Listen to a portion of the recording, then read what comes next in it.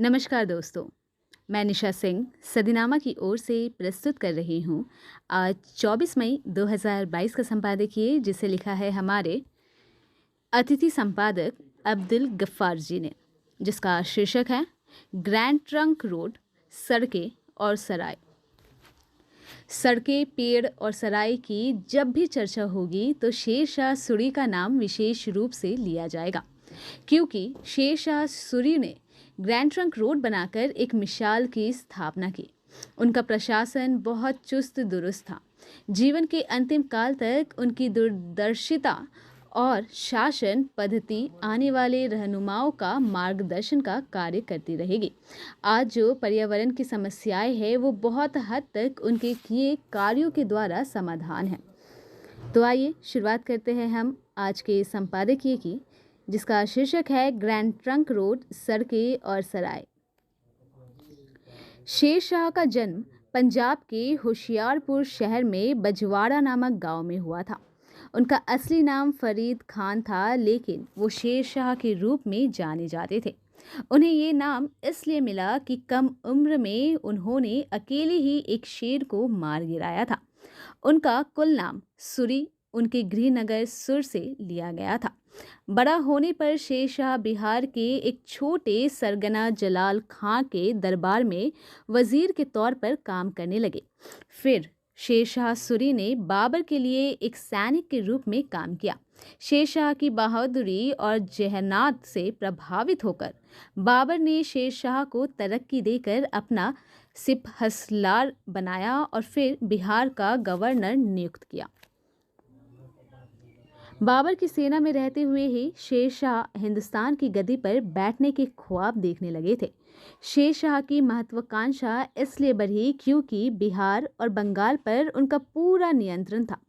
इस तरह वो बाबर के बेटे मुगल बादशाह हुमायूं के लिए ही बहुत बड़ा खतरा बन गए। 1537 में हुमायूं और शेर शाह की सेनाएं चौसा में एक दूसरे के आमने सामने हुई, लेकिन जंग शुरू होने से पहले ही दोनों में समझौता हो गया। इसके कुछ महीनों बाद 17 मई 1540 को कन्नौज में हुमायूं और शेर शाह सूरी की सेनाओं के बीच फिर मुकाबला हुआ। एक तरफ जहां शेर शाह की सेना में सिर्फ 15,000 सैनिक थे, तो वहीं हुमायूं की सेना में 40,000 सैनिक थे। लेकिन हुमायूं के सैनिकों की लड़ाई शुरू होने से पहले ही उसका साथ छोड़ दिया और बिना एक भी सैनिक गंवाए शेर शाह की जीत हो गई। इस तरह शेर शाह ने हुमायूं को 1540 में हराकर उत्तर भारत में सूरी साम्राज्य की स्थापना की। इसके बाद शेर शाह जो हुमायूं के पीछे पड़े तो पड़े ही रहे और हुमायूं को दिल्ली और आगरा की गद्दी से दूर कर दिया। शेर शाह सूरी के बेटे इस्लाम शाह सूरी के युवावस्था में मौत हो जाने के बाद ही हुमायूं को फिर से आगरा और दिल्ली की गद्दी नसीब हो सकी। शेर शाह की अपनी सेना में 1,50,000 पैदल सिपाही, 25,000 घुड़सवार जो धनुषों से लैस होते थे, 5,000 हाथी और एक तोपखाना था। उसने साम्राज्य के विभिन्न भागों में छावनियां बनवाई और प्रत्येक में एक मजबूत टुकड़ी को तैनात किया। सैनिक मामलों पर शेर शाह की पूरी पकड़ थी।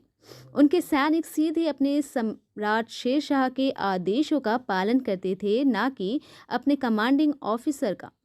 अपने हर सैनिक का वेतन शेर शाह खुद तय करते थे और हर सैनिक को उसकी सलाहियत और खूबियों के आधार पर उसे तनख्वाह दिया जाता था। शेर शाह को पूरे हिंदुस्तान में सड़कें और सराय बनवाने के लिए जाना जाता है। उन्होंने सड़कों के दोनों तरफ पेड़ लगवाए ताकि राहगीरों को पेड़ की छाया मिल सके। किनारे किनारे अमरूद के दरख्त बना लगाए कि मुसाफिर अमरूद खा सके। उन्होंने 4 बड़ी सड़कें बनवाई। Sher Shah grand trunk road के पुनर्निर्माण और आधुनिकीकरण के लिए तो जाने जाते ही हैं। इसके अलावा उन्होंने आगरा से बुरहानपुर, आगरा से जोधपुर और लाहौर से मुल्तान तक की सड़कें भी बनवाई।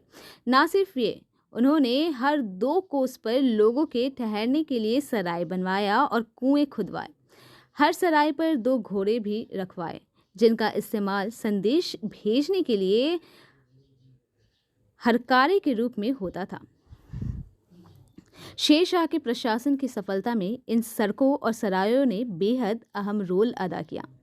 मध्यकालीन भारत के सबसे सफल शासकों में से एक शेर शाह सूरी ने अपने शासनकाल में भारत में पोस्टल विभाग को विकसित किया।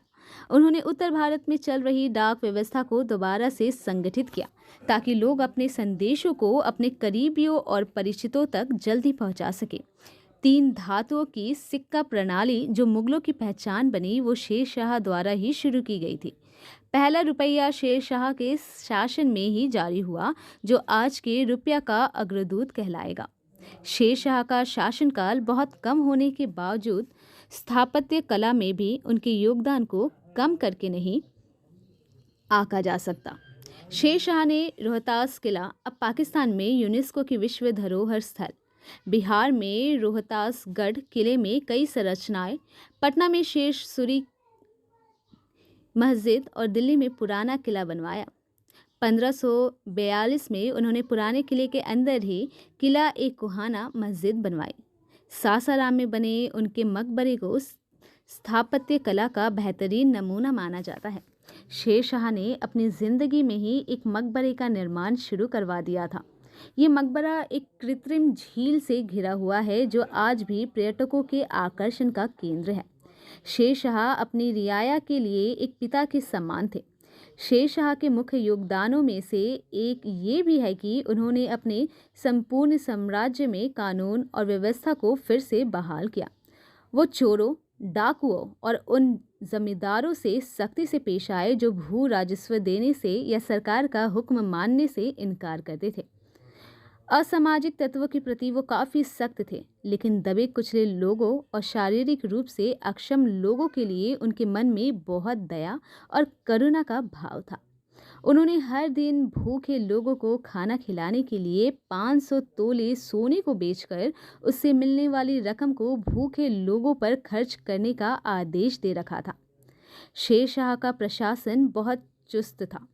जिस किसी भी इलाके में अपराध होता था, अधिकारियों और जमींदारों को प्रभावित लोगों को हर्जाना देने के लिए कहा जाता था।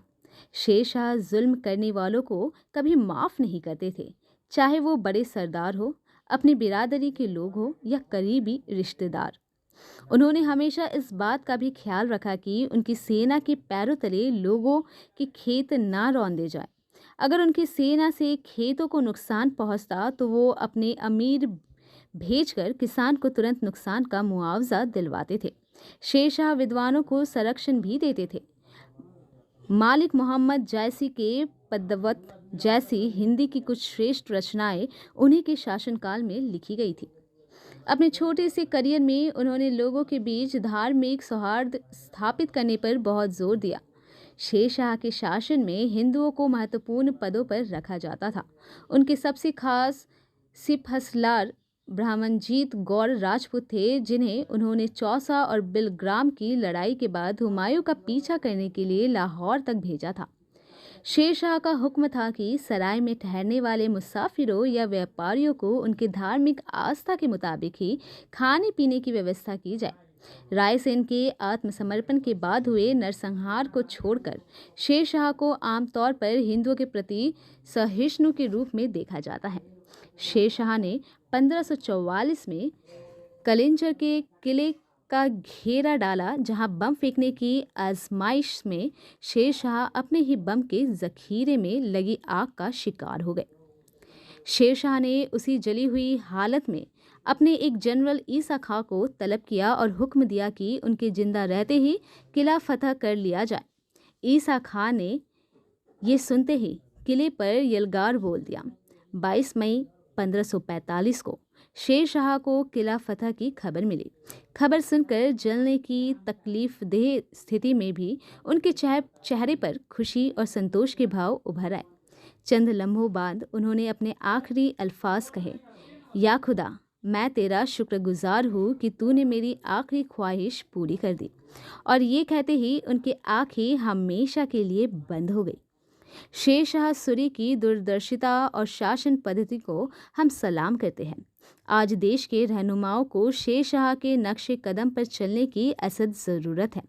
शेर शाह की शासन पद्धति, न्याय प्रणाली, जन कल्याणकारी योजनाओं, सामाजिक समरसता और धर्मनिरपेक्षता को अपनाने के अलावा पर्यावरण संरक्षण के लिए सड़कों के किनारे वृक्षारोपण करने के दूरअंदेश कदम को भी अपनाने की सख्त ज़रूरत है। तो दोस्तों, ये था हमारा आज का संपादकीय, जिसे लिखा था हमारे अतिथि संपादक अब्दुल गफ्फार जी ने। तो मिलते हैं कल एक नए विषय के साथ। तब तक के लिए नमस्कार।